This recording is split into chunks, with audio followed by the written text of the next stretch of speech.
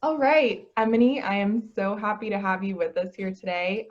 So everybody always asks, it seems like Praxis is something that's for people that are more technically inclined.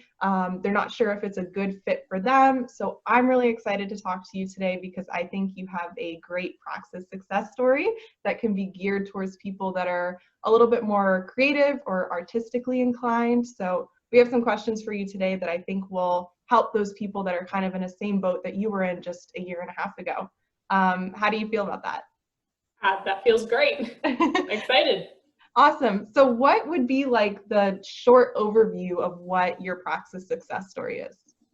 Yeah, so I've been homeschooled my whole life, up until college, and that kind of set me up, I think, for thinking outside the box and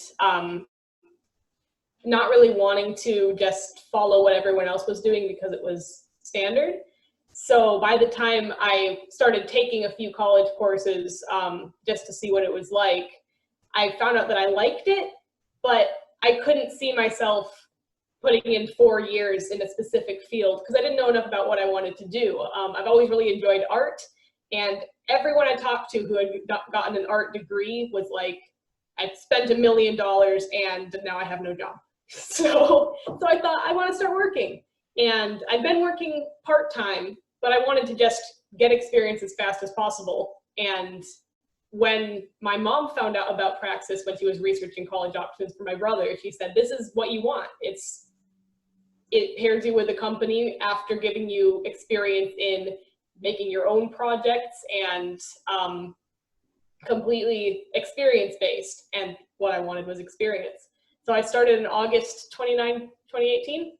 Started in August 2018 after applying and building a website so that I could be sure I had already my portfolio online so that they would accept me, and they did. And from there, I built some marketing work and learned more about SEO and learned more about building email lists as much as I could on my own, and got and pitched for a company called Linen Club in Chicago, which needed someone to do operations for a cleaning business, which was great because I have experience in housekeeping from past years. And even though I was looking for something more marketing, it was very hands-on and exactly like day-to-day managing operations and anything else I had time for. So I ran the social media, but mostly I was making sure we had supplies and learning about how a business runs, which is what I wanted. So I stayed there for 9 months and then decided that I wanted to get married and start moving my focus to my own projects. Since I learned about putting my work online and building up a portfolio. And so I focused more on that, working on the side and doing some part-time marketing work. And it has been a great way to build a sustainable life where I'm still learning, but not overwhelming myself with everything that the internet has to offer. That's where I am now. That's awesome. That's awesome. Yeah, you have a really great success story. And I love that you've been able to leverage everything that you gained from Praxis to really fit into your personal needs and interests. Let's backtrack a little bit. So you were homeschooled, but after your homeschool graduation, you saw originally college as kind of a natural transition into continuing your higher education and career. Is that correct? I was taking college classes part-time in like the last 2 years of high school. So basically I was testing it before I made that choice to go full-time, and then I decided I didn't want to go to college full-time. So it was kind of more of a test of what college is like. Yeah, that makes sense. What was it about college that felt like it didn't pass the test run for you? Mostly it was that there was so much theory involved, and I learned quickly, but I could feel that I was accumulating knowledge and not getting to put it into practice. And what I wanted to do was get hands-on experience, so that, because I don't want to theoretically know I can do something, I want to know I can work because actual bosses that I have tell me that I can, which it works well for me, and I get good feedback from the people I work with. So I decided that that was much more tangibly rewarding in my life. Gotcha. Yeah, that makes a lot of sense. And then art school was another option for you. And as you mentioned, that just seemed like it didn't pay off in the ways that you, of course, would have hoped that it would. How did family and friends react to your decision, or kind of like lessening interest in choosing college as a higher career path? Because I'm actually the third of 7 children, and both of my older siblings have not gone to college either. They both started working during high school, and my older brother is pursuing college online because he wants to do policy work. But my sister's a graphic designer, and she was able to just work under a graphic designer and get the experience she needed. So luckily I had precedent in my household. I know that my grandpa has always been willing to pay for our, put money forward to our education. And he still, when we talk, is kind of like, oh yeah, if you ever want to go to college, let me know. But he was willing to give part of that towards me paying for Praxis, which was very helpful, and I am grateful. Yeah. Yeah, that's great. And it must have been kind of a good support in the background to know that you have other siblings that have gone on similar paths, the alternative path. So with your interest in illustration, I know that you're an artist on the side, and obviously that's been a long-term interest of yours. And then between your mom discovering Praxis, what was kind of the decision process for you in learning more about the program and then deciding that it aligned with what you wanted for your life? Yeah, so I think the first thing I did was actually set up a call with Derek McGill. I don't know if he's still part of Praxis, but he was pretty integral to the admissions process when I applied. And basically, after reading through the website, it said that I could sign up for a call with him. And I just talked about saying, I want to work and get experience. So how does this program work, and how could it do that? And he was really good at explaining like what the process is, how it's structured. And so that was the first step. And then there was a lot of, I think I did apply fairly early on, but I set my desired start date to quite a ways out. So I had some time to kind of talk to other people who had done the program and build up my portfolio and see, what they wanted and what I could do before I actually got accepted. So it was kind of a slower process of just trying to find out more about it and test out what it seemed like the first steps would be on the Praxis road, like building a website and starting to put my work online. And I liked all of that. So I was sold by the time I got accepted. That's awesome. What was it, in that whole decision and researching and preparation process that was kind of like the biggest underlying determinant factor that you were like, okay, this is where I want to take, the rest of my career. This is what's in alignment with the lifestyle goals I have, etc. I think it was seeing in people's success stories, kind of their description of how they'd pitched to a company and gotten matched up with it. And then, you have the 6 months of work with them before they decide if you want to be full-time or not. And seeing how well that process worked, like it wasn't, they match you up with a company and you just have to do it, but you have the opportunity to put your skills forward and kind of see what companies are looking to hire you and see where your skills might match up and be best used. And it seemed like a really logical and really useful way to go through the program, because I wanted to work and I knew that I could build up my skills, and then I would be able to pitch to a company exactly what I could do for them, and then start working within a few weeks if it all went well. And that it just made so much sense. Like in the entrepreneurial world, businesses are just looking for people who can get done what they need to get done, and I just wanted to start learning. So yeah, like just the classic value exchange. Yeah. Awesome. And so what would you say for you was, speaking now, you're in the program, you've been accepted, you feel good about it being the decision for you. In the program, when you say, I just wanted to work, what did that look like for you at the beginning of the program? Did you have an idea of what that could mean for you in your apprenticeship, or? Not a very clear idea. I've always been able to pick things up quickly, and so that was part of my goal in it was, as I said, I knew that a lot of people going into art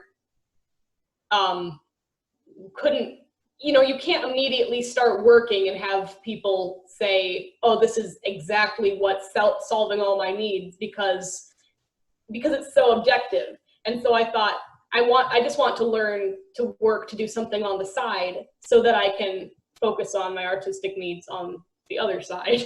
So a lot of it was just kind of seeing where my skill set fell, which is part of the reason why I did multiple projects on marketing. But I did ultimately end up in operations, which I think is just because I have a practical mind. But yeah, during the program, there were actually multiple times that I kind of had different epiphanies where I was like, oh, I could do sales, I could do marketing, I can do operations, through doing different projects. And then by the time I was pitching to companies, I knew a lot more about, I'm a fast learner and I can sell that, because no matter what they need, every business's needs are different. So no matter what they need done, I can figure out how to do it and be a good employee for whatever company that I end up with. Yeah, I love that. So you are in placement, you have pitched to about 5 or 6 companies, and you finally get that offer letter. What was your apprenticeship experience like through Praxis? I was working for a company in Chicago which provided hotel-style cleanings to apartment buildings. So we would have an entire building sign up and then have a campaign in the lobby where people coming home would see, hey, we have a cleaning experience once a week if you want to sign up. And then each week we'll clean your whole apartment, change out all the sheets. And we had other services that we were testing out and adding throughout it as we got buildings and did different cleaning styles. So I was basically in charge of day-to-day operations at a hotel that we did cleanings for, to train our cleaners how to do hotel style cleanings.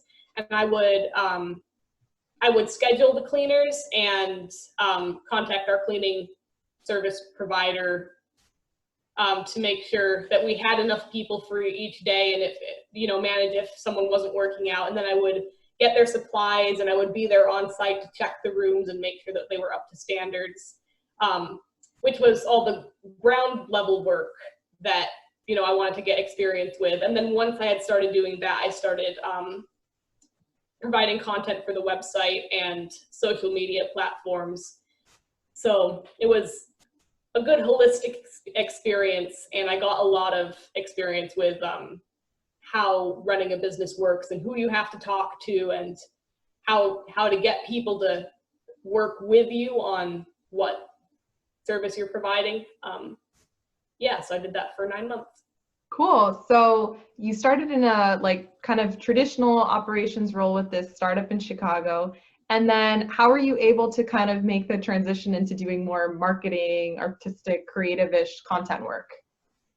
Basically, we weren't doing any of it before I came on. And once I had done everything in the morning, I was basically just waiting until the cleaners were done so that I could check the work and kind of give them any feedback they needed.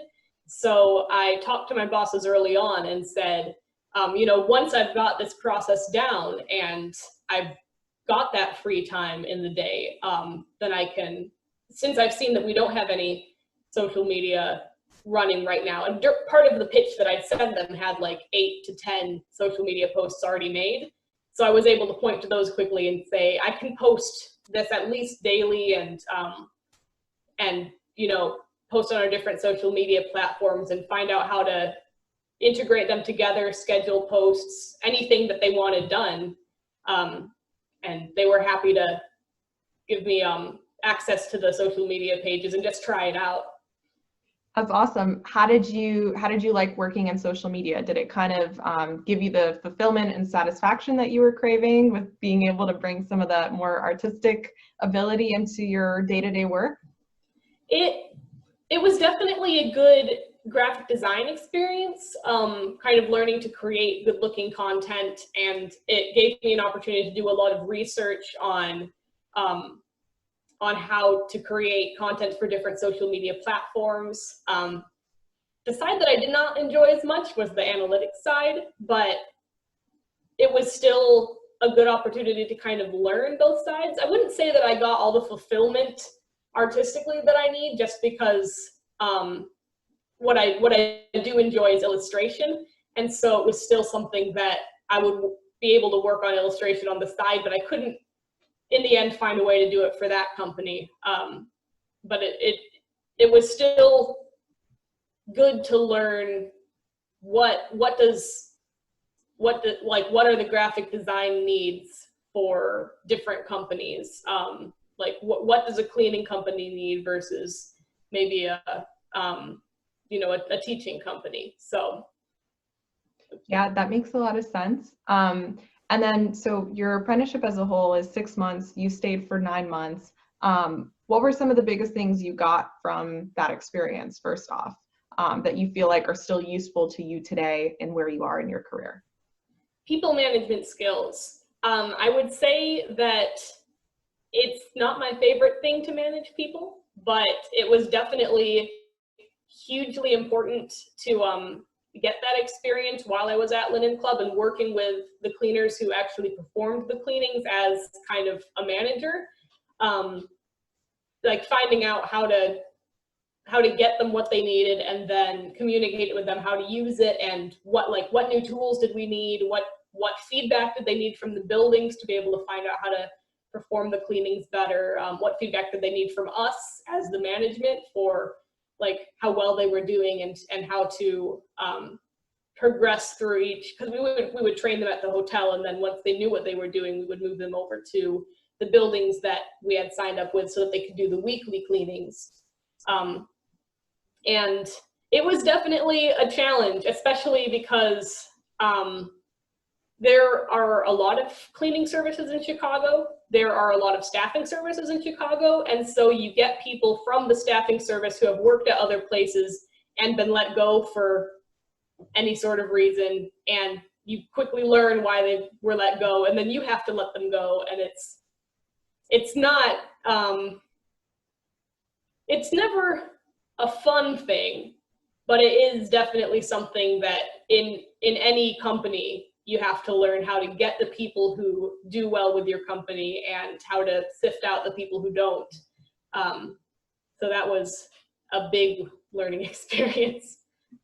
Yeah, I bet. Yeah, letting people go, managing people, it definitely, I think is one of those things that a lot of people are like, oh yeah, I could for sure do that. And then once you're in the hot seat, it's like, this is a little bit more involved. So then how does that, people management skills among the many other skills that you gained during your apprenticeship, how have those helped you with your current day career goals? And maybe you can talk a little bit about what you're doing today and, how that's related to your Praxis experience as a whole. Yeah, so currently, and this actually kind of leads from reading Quitter by John Acuff, which I can't remember if I got recommended to me through Praxis or not, but it is a Praxis book. I've heard of other people talking about it through Praxis. But it talks about working your day job and using that as a springboard for your dream job, instead of quitting your day job and going out into the middle of nowhere to try and work your dream job. I had always known that I wanted to learn the practical skills so that I could be working and be valuable as I learned on my own time things that were more pertinent to my interests and my long-term goals.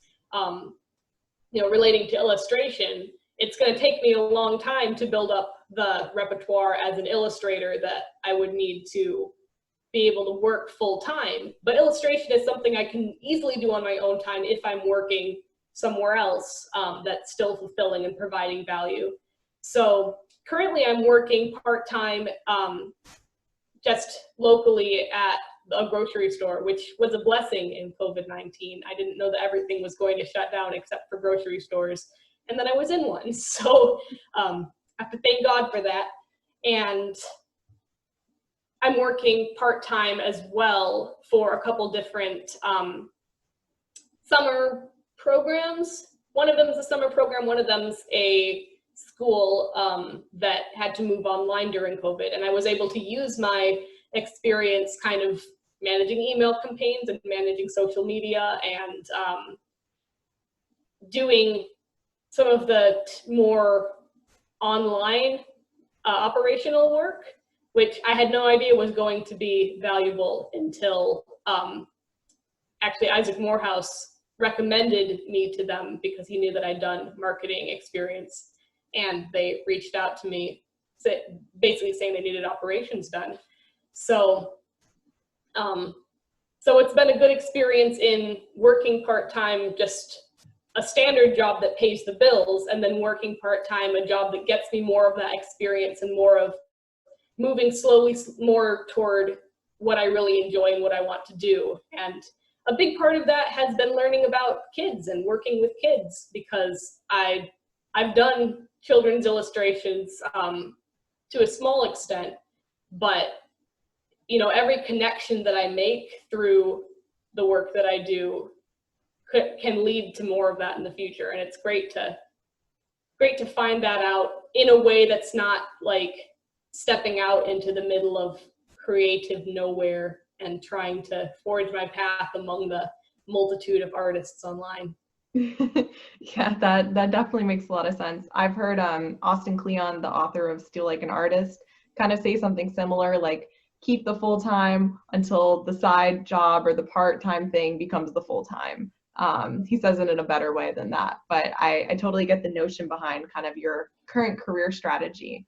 So we're going to wrap up a little bit, but before we do, I want to ask you, what would be your advice to two people? First, what would be your advice to the kind of like traditional homeschool grad who's kind of toying around with the idea of going to college, but is finding they're not super excited by the classes and education that they're getting? And then two, what would be your advice to somebody who is more artistically inclined, like you have been for most of your life, and isn't sure if the startup world, give it business experience, et cetera, things like that you gain through Praxis is the right path for them? Yeah, so mostly I can only recommend what I've done myself. To, you know, the homeschool graduate that isn't sure if college is the right path, I would definitely say to work for a small business. I have found that the smaller the business, I mean, I've worked for people that it's just the two owners and me, and you get such a clear look at what entrepreneurship is and what business is, and you know, how to sell any product to any person, that you learn about how money works. And I think that that's really valuable, especially for people who are coming out of the school system and haven't had as much work experience. I know a lot of people who have gone straight to college and they immediately lose their perspective on, like, why would somebody pay me? They think, oh, I've got all this education, so someone should pay me for what I know, instead of understanding that, you know, people give you money if you're able to give them what they need. And sometimes you have to work hard to make sure that they know what they need. I worked for a popcorn shop, and, you know, on the surface level, nobody needs popcorn, but my boss was amazing at making personal connections. And so she made amazing popcorn, and then people would come in and sit with her and talk with her and support the store, not just because of the popcorn, but because of the people. And so you learn, like, there is a personal side to business, but it's not pay me for what I know, it's pay me for what I'm able to give you, whether it's a product or a connection. And for the person who's more artistically inclined and kind of wants to learn how to incorporate that in their education, I would say making a website and putting out having some place that you can put your art, whether it's on social media or on a website or anywhere where there's a solid record of it, and you can track your projects, that's what you want to do. And then I would also say to work for a small business, because I am a strong proponent of this idea I've learned about, you know, having a day job and then also being able to work on your dream job. But the biggest thing you want to do is be able to show people what you've created over the years artistically, because then they can see what it is that you create they might need. I mean, I've been able to do a lot of logo design, which you know, Juliana, because I decided to do it for a couple people doing small podcasts, and those people put their work online and told other people, and I started to become known as someone who could do logos. But if I wasn't being able to put my logo work online, you know, you can't just say, I know how to do it and have people trust you, unless other people are willing to vouch for you. So that's the biggest advice that I could give to someone who is artistically inclined. Yeah, evidence behind your word is so important, definitely. Emony, thank you so much for taking the time to share your story. It's really great to hear just where you are today and everything that you're working on, and of course that you are still drawing and illustrating and all those things that you're known for. But again, thanks for your time, and we'll see you around. Yeah, thank you.